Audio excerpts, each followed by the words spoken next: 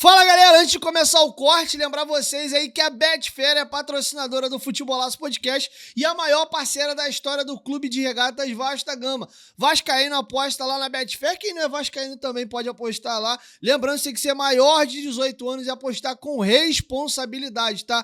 Não vai aí se comprometer, isso não é renda extra, é só um entretenimento. Você pode ganhar, mas também pode perder, beleza? Betfair, parceira do canal Futebolaço Podcast. Agora vamos pro corte. Tiveram jogadores que elogiaram muito o Carille sem ser perguntado, que é um cara de bom astral, que é um cara otimista, que é um cara que tem bons treinos.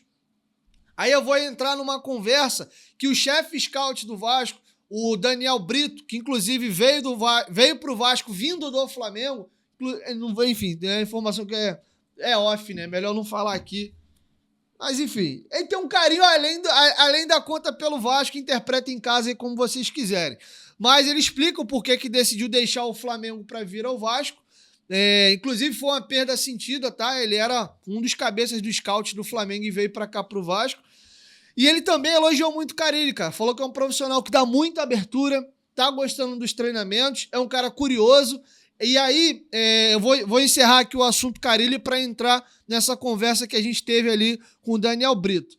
E aí, falando sobre o Carille, eu vi um movimento da torcida do Vasco muito similar ao que aconteceu quando o Vasco ou o Paulo Brax contratou o Maicon lá na janela do meio do ano passado. A gente percebe hoje, e eu me enquadro nisso também, tá? O seguinte, que hoje a gente vive uma era de bolhas. A gente tem uma oferta absurda de conteúdo, de variedade de coisas pra gente acompanhar. Você tem rádio, você tem televisão, você tem internet. Dentro da internet tem algumas facetas.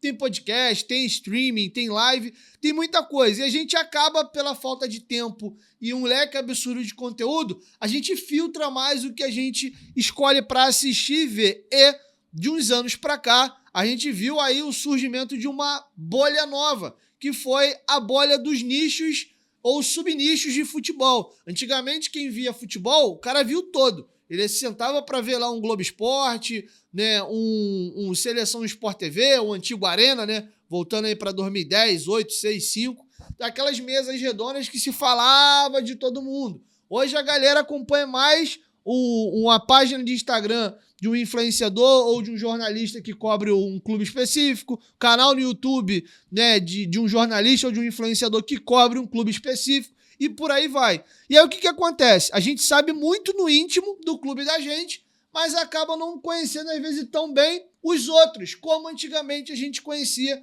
porque via mais o todo. E aonde que você quer chegar com isso, Dieguinho? Dois movimentos idênticos aconteceram quando o Vasco contratou. Primeiro o Maicon, vindo do Santos, zagueiro, que hoje foi anunciado como reforço do Curitiba, e o Fábio Carille. Como o torcedor do Vasco, ele, na maioria, não vou dizer que são todos, não acompanha o todo, então a referência para ele, se o trabalho do Maicon era bom ou ruim, e o trabalho do Fábio Carille foi bom ou ruim no Santos, era a opinião do torcedor do Santos, clube ao qual o Maicon estava jogando, clube ao qual o Carille terminou na última temporada. O Maicon foi mal na última passagem dele no Santos, perdeu espaço e estava meio que encostado. E o Maicon veio aqui xingado, escorraçado. E o Maicon tem uma temporada 2023 absurda. O Maicon é responsável direto, peça fundamental, para o Vasco ficar na primeira divisão. Ele e o Medel acertaram a zaga do Vasco. O Verratti fez os gols, o Paulinho foi um motorzinho ali no meio do campo. Tivemos alguns jogadores que foram importantes em jogos específicos.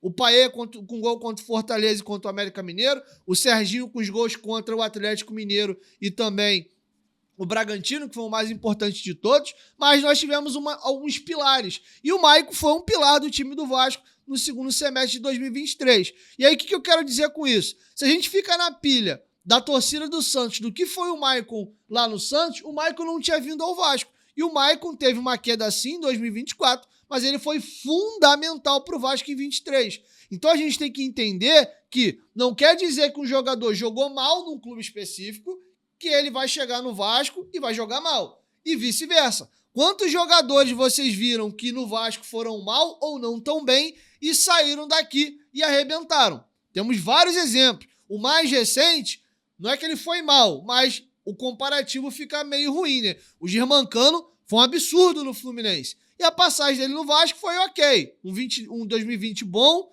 um 2021 bem mais ou menos. No Fluminense, um absurdo. Já colocam ele, inclusive, como um dos maiores ídolos da história do Fluminense. Então isso é relativo, tá?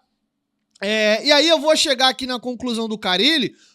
A torcida do Santos senta-lhe a marreta no Carille. Treinador mais defensivo, tiveram algumas falas dele que incomodou demais a torcida do Santos com razão, ele mandou muito mal, a pressão tinha no Corinthians, enfim, algumas falas dessas aí que pegam mal, baixa a utilização das categorias de base, e aí eu vou fazer aqui a minha conclusão, que é o seguinte: ninguém trabalha bem todo dia, nem trabalha mal todo dia. O Roger Machado, que voou no Inter nessa temporada, e tinha feito um bom primeiro semestre também no Juventude, não vinha de bons trabalhos. Em 2024, o Roger deu uma recuperada na carreira, tá bom? E o Carille já fez grandes trabalhos. Primeira passagem incrível no Corinthians, tricampeão paulista, campeão brasileiro, semifinalista de Copa do Brasil, baitas trabalho. O Santos, em 21, a primeira passagem dele, ele pega o time na zona de rebaixamento, arranca para a Sul-Americana e quase pega a Libertadores. Os trabalhos que ele realizou nos Emirados Árabes ali, naquela região, foram muito bons, tanto no Ittihad como na outra equipe que me fugiu o nome agora, que ele pegou vindo da segunda para a primeira divisão. O Santos, mesmo o desempenho não ter sido bom, ele foi vice-campeão paulista, tendo ganho do Palmeiras no primeiro jogo e tomou a virada no jogo de volta. O Santos vinha lutando contra rebaixamento no Paulista por 3 anos consecutivos. Ele leva o Santos a uma final paulista depois de muito tempo e o título escapou por falhas individuais no jogo de volta. E ele foi campeão brasileiro da Série B. O time jogava mal e tal. A gente que é vascaíno pode falar de Série B de carteirinha. O Vasco só foi campeão da Série B na primeira vez que disputou em 2009. E isso porque antigamente os times que caíam da primeira para a segunda divisão, considerando os grandes, ele mantinha na primeira temporada a mesma cota que ele tinha na época de Série A. De uns anos para cá isso acabou. Quando você é rebaixado, você tem que se virar com aquela cota ali de Série B. E a gente subiu as 3 últimas vezes que nós tivemos na Série B. Na última rodada, naquele sufoco em terceiro, quarto lugar. E em 2021 a gente conseguiu a pachorra de cair e nem subir. Então, assim, tem um pouco daquela arrogância, talvez, do santista, de achar que a Série B é um campeonato horroroso, que você vai passear, vai nadar de braçada, e a gente sabe que a Série B não é mais assim. Então você vê um time que foi campeão mesmo não dando espetáculo, é um baita trabalho. E ele conseguiu botar o Santos de volta à primeira divisão com algumas rodadas de antecedência e campeão também com algumas rodadas de antecedência. Então eu não acho que o trabalho dele em termos esportivos foi ruim, muito pelo contrário, ele entregou o combinado, foi ruim o desempenho. Tá bom? Então fiz um apunhado geral aqui. O que eu quero dizer? E eu fecho aqui a minha parte inicial da nossa live aqui falando sobre o Fábio Carille. Acho que é um treinador bom, é da primeira prateleira? Não, é da segunda prateleira. É um treinador que já foi campeão brasileiro, é muito difícil e detalhe, no ano que ele é campeão brasileiro com o Corinthians começa o ano com a piadinha da quarta força de São Paulo.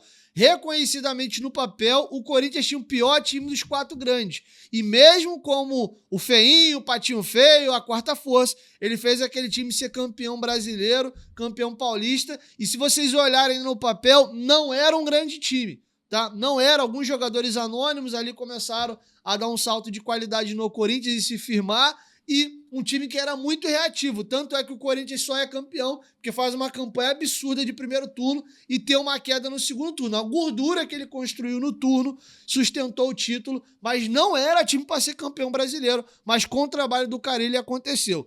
E aí, trazendo para nossa realidade, eu acho que o Carille pode ser o cara certo na hora certa. É um cara que precisa de um bom trabalho para dar uma limpada nessa última imagem dele do Santos aí que não ficou tão boa. É um cara que vem para um clube que nos últimos anos vem tendo muitos problemas defensivos e ele é um cara especialista em sistema defensivo. Para quem não conhece a trajetória do Carille no futebol, o Tite tem uma comissão multidisciplinar e quem cuidava da defesa dos times do Tite era o Carille. O Carille chegou no momento que ele decidiu deixar de ser treinador de sistemas defensivos, né, um auxiliar, digamos assim, e virar treinador de fato. Mas quem cuidava da parte defensiva do Tite no Corinthians era o Carille. Até que o Tite aceita a proposta para ir para a seleção brasileira e o Carille decide virar treinador e começa muito bem. Então ele é um cara talhado para solucionar esse problema defensivo do Vasco. Os times do Carille podem nem sempre dar espetáculo, mas são times competitivos. E aí, galera, curtiu o corte? Aproveita dessa moral, se inscreve aí no canal. Novos episódios vão ao ar entre 1 e 2 vezes por semana e os cortes estão aqui no canal todos os dias. Muito obrigado, espero que vocês tenham gostado do nosso conteúdo. Dá essa moral, se inscreva aí no canal e até o próximo episódio ou próximo corte.